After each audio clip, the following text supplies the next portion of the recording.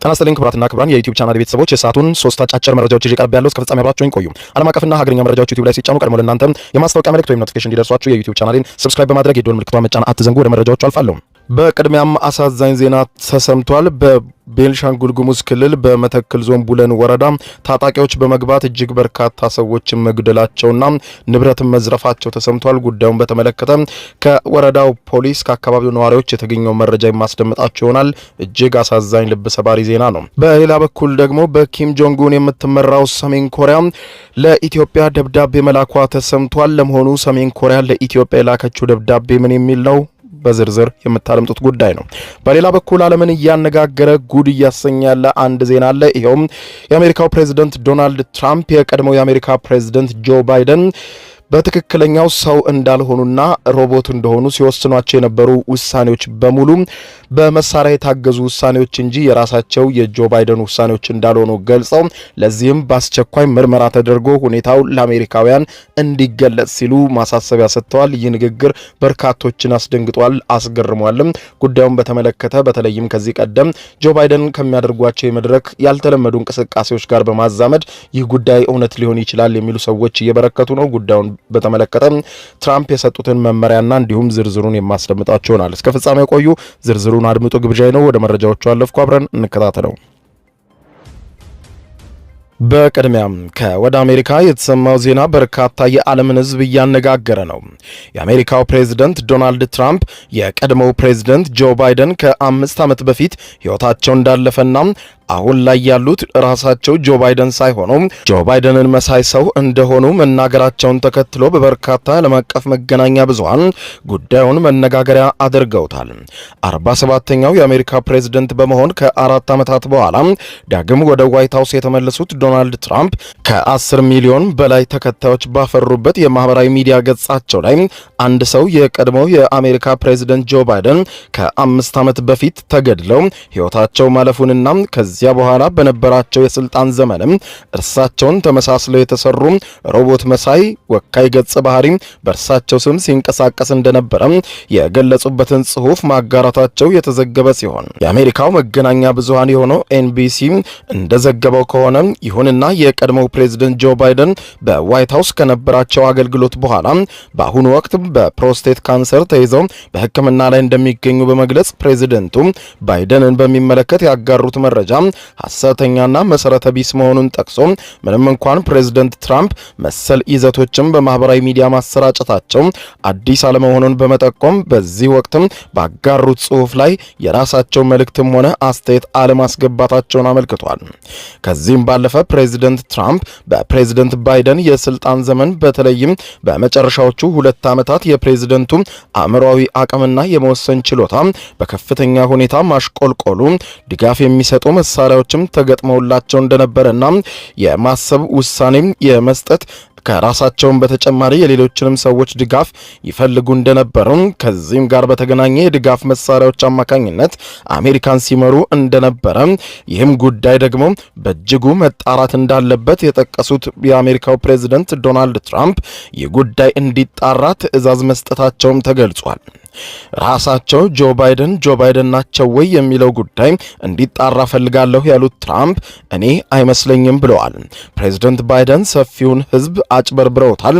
በወቅቱ ባይደን የይቅርታ ውሳኔዎችን ጨምሮ ያሳለፏቸው ፕሬዝዳንታዊ ውሳኔዎች በራሳቸው ሐሳብና አቅም ሳይሆን በድጋፍ ማሽኖችና በሌሎች ወካዮች የተወሰደ መሆኑን ሕገወጥ ያደርገዋል ሲሉ ጉዳዩ ማጣራት እንዲካሄድበት ዶናልድ ትራምፕ ማዘዛቸው የዘገበው ኤቢሲ ኒውስ የባይደን የጤና ሁኔታን በሚመለከት ኦሪጂናል ሲን የተሰኘው መጽሐፍ ባካተተው ይዘት ጆ ባይደን በተለይም በድጋሚ ምርጫውን ካሸነፉ አካላዊ እንዲሁም አእምሮአዊ ጤናቸው እየተቃወሰ በመሆኑ በዊልቸር እንዲንቀሳቀሱ ለማድረግ እቅድ ተይዞ እንደነበረ ሲያጋልጥ 2 ጆ ባይደኖችን አይተናል ሲልም አንደኛው ቀደም ሲል የምናውቃቸው ምክንያታዊ የሆነው ጆ ባይደን እንዲሁም በስራ የተጠመዱት ጆ ባይደን ሲሆኑ በኋላ ደግሞ ሌላኛው ጆ ባይደንን አይተናል። ይህ የሁለት ማንነቶች ጉዳይም እንዲጣራ ፕሬዝዳንቱ መፈረማቸውን ገልጧል።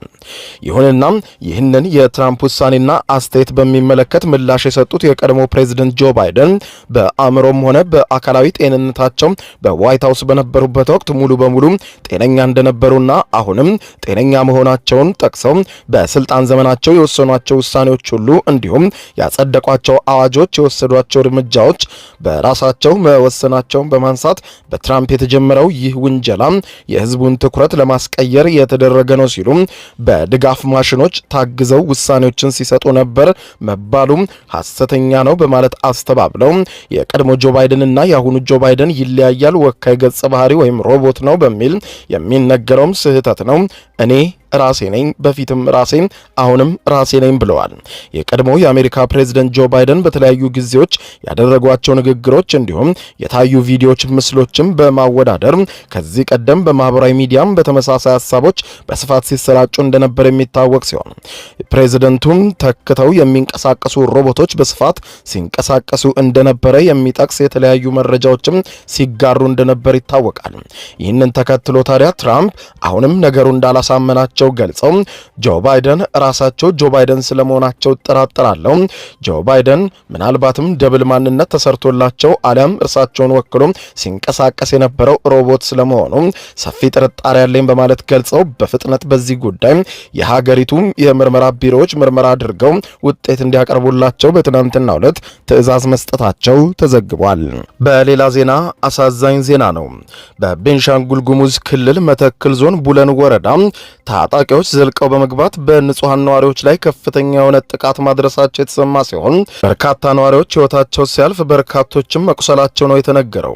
ጉዳዩን አስመልክቶ የቡለን ወረዳ ፖሊስ ጽሕፈት ቤት የደረሰው ጉዳት ከባድ በመሆኑ እያጣራን ነው ሲል አስታውቋል። የቡለን ወረዳ እንዳስታወቀው ከሆነ ታጣቂዎች ዘልቀው በመግባት በሰው ሕይወትና በንብረት ላይ ከፍተኛ ጉዳት ማድረሳቸውን የወረዳው ፖሊስ ጽሕፈት ቤት አዛዥ ተናግረዋል። የቡለን ወረዳ ፖሊስ ጽሕፈት ቤት ኃላፊ ኮማንደር ባቤ እንደተናገሩት ከሆነ በትናንትናው ዕለት ማለዳ ጀምሮ ወደ ከተማዋ ዘልቀው የገቡ ታጣቂዎች በሰው ሕይወትና በንብረት ላይ ከባድ የሚባል ጉዳት አድርሰዋል ብለዋል።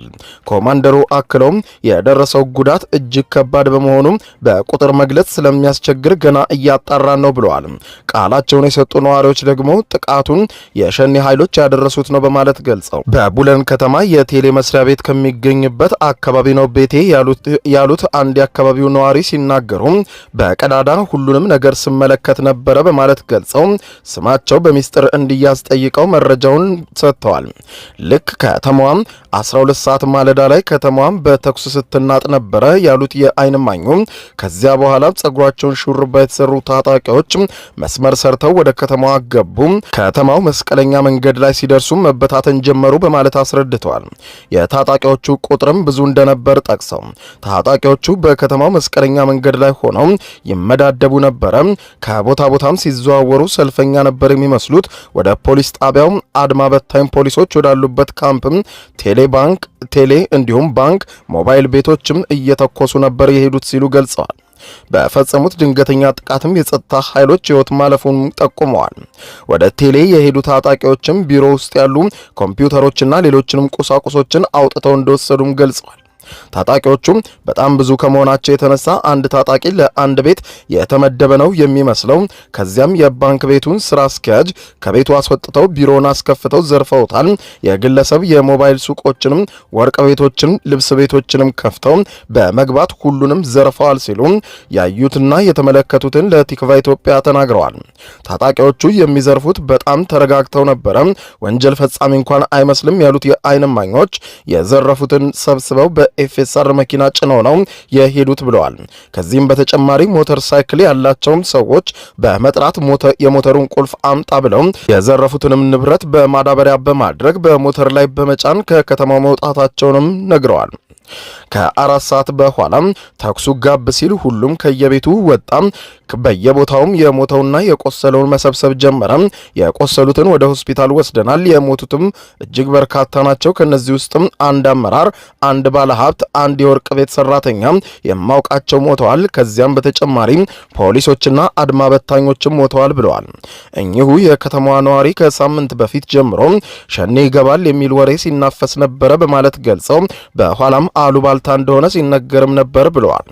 ይህ በእንዲህ እንዳለም በቤንሻንጉል ጉሙዝ ክልል መተክል ዞን ቡለን ወረዳ የመንግስት ኮሚኒኬሽን ጽህፈት ቤት በማህበራዊ ሚዲያ ገጹ ማምሻውን ባወጣው መግለጫ ጽንፈኛ በማለት የጠራው ቡድን በትናንትናው ዕለት ወደ ከተማዋ በመግባት በቡለን የመጀመሪያ ደረጃ ሆስፒታል፣ በቡለን ንግድ ባንክ፣ በመንግስት ተቋማት ላይ ጉዳት በማድረስ ዝርፊያና የሰው ህይወት የማጥፋት ድርጊቶችን መፈጸሙን የወረዳው አስተዳዳሪ አቶ ነመራ ማሩን ጠቅሶ መግለጹም ተዘግቧል።